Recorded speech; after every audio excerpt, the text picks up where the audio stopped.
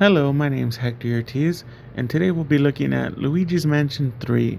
Specifically, we'll be looking at the vacuum cleaner that he uses throughout the game.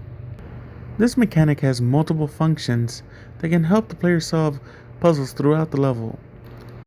They might seem like basic mechanics at first. The player will then realize that this mechanic can do some amazing things. Here, let me show you the basics first. By holding onto the R trigger, the player can turn on the vacuum. There is no time limit to how long you can use it. As long as the player holds down the trigger, it'll continue to suck up anything in its path. The player isn't restricted to one set path. The nozzle can be moved to any direction. While the player is using the vacuum cleaner, they can't use the flashlight. If you notice, the character puts away the flashlight as they're vacuuming up anything. Throughout the level, there will be a lot of objects the player can interact with. For example, this vase. You can see some sort of animation while the player is vacuuming towards the vase. The player also has a plunger that the vacuum cleaner can interact with.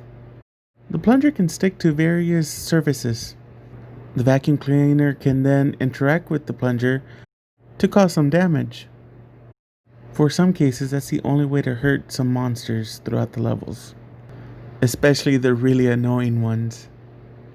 It is a little tougher since they are moving objects, but if done correctly, you'll be able to paralyze the monster, allowing the player to do whatever they need to do. These aren't the only things the vacuum cleaner can interact with. In some cases, the player will need to clear up certain obstacles in order to progress through the levels. Who knows what the player can find behind curtains?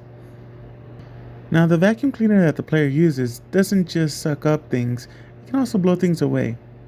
Sometimes the player will need to do this in order to get items from places they won't be able to reach.